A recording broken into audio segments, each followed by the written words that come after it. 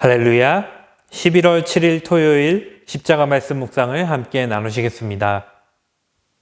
찬송가 338장 내 주를 가까이 하게 함은 함께 찬양하시겠습니다.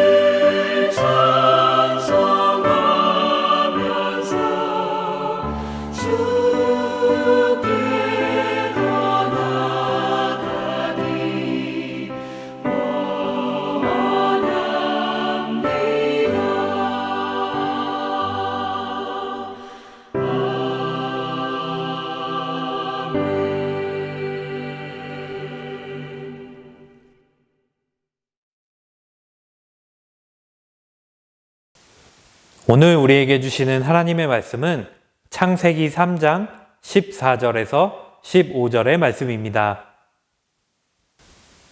여호와 하나님이 뱀에게 이르시되 내가 이렇게 하였으니 내가 모든 가축과 들의 모든 짐승보다 더욱 저주를 받아 배로 다니고 살아있는 동안 흙을 먹을지니라. 내가 너로 여자와 원수가 되게 하고 내 후손도 여자의 후손과 원수가 되게 하리니 여자의 후손은 내 머리를 상하게 할 것이요 너는 그의 발꿈치를 상하게 할 것이니라 하시고. 아멘.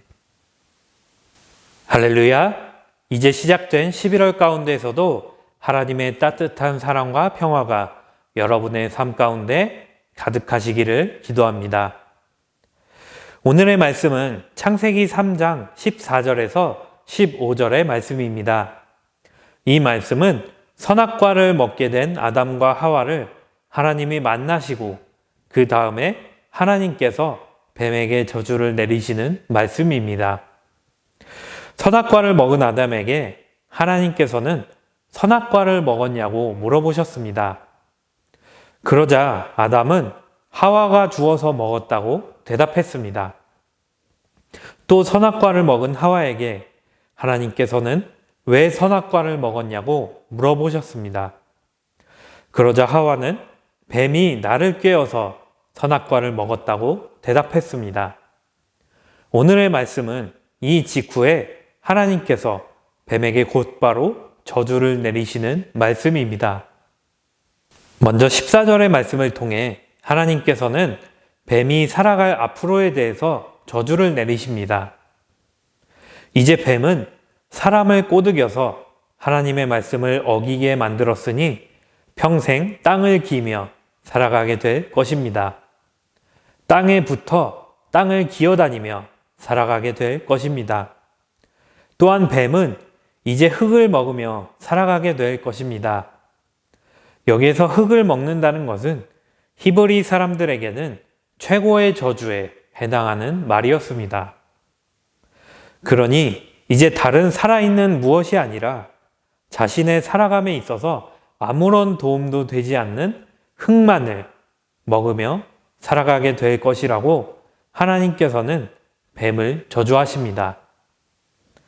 실제 뱀이 흙을 먹고 살지는 않지만 그만큼 오늘의 말씀에서 뱀은 하나님과 사람을 대적하는 악은 하나님께서 내리시는 최고의 저주를 받게 되는 것입니다. 그리고 하나님께서는 15절의 말씀을 통해서 뱀에게 앞으로 계속해서 사람과 너, 뱀이 싸우게 될 것이라고 저주하십니다. 하지만 그 저주를 통해서 뱀은 하나님의 말씀대로 머리를 밟히게 될 것입니다. 여기에서 15절에 나오는 여자의 후손이라는 말은 흔히는 성령으로 잉태된 마리아의 아들이셨던 예수님을 뜻하는 것으로 해석되기도 합니다. 하지만 이 표현은 여성의 후손, 여성들로부터 나오는 후손들, 즉 사람을 뜻하기도 합니다. 그러니 하나님께서는 사람과 뱀, 사람과 악이 서로 원수가 되게 하실 것이라고 말씀하십니다. 이제 사람과 악은 서로를 대적하고 서로를 공격하며 살아가게 될 것입니다. 중요한 것은 하나님께서 하신 다음 말씀입니다. 하나님께서는 그리고 여자의 후손은 내 머리를 상하게 할 것이요 너는 그의 발꿈치를 상하게 할 것이라고 말씀하셨습니다. 사람과 악이 대적할 때 악은 사람의 뒤꿈치를 상하게 할 것입니다. 악은 사람을 공격해서 발을 다치게 하여 사람을 넘어지게 하고 사람을 앞으로 나아가지 못하게 할 것입니다. 하지만 그런 악은 결국 사람에게 당하여 머리가 상하게 될 것입니다. 어떤 동물이라도 머리가 상하게 되면 존재를 위협받게 됩니다.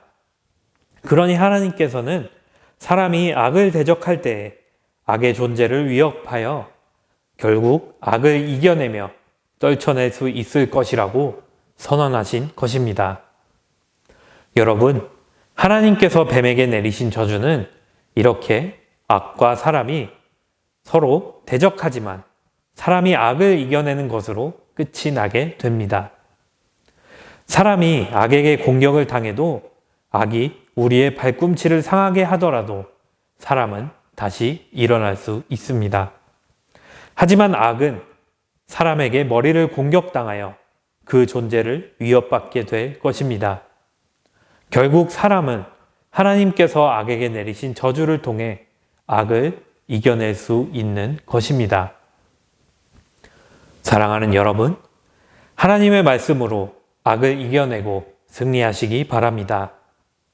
하나님께서는 성경에 처음 등장한 이 악에게, 이 뱀에게 사람과 대적할 것이라고 저주하시면서 동시에 너가 사람에게 질 것이라고 저주하셨습니다.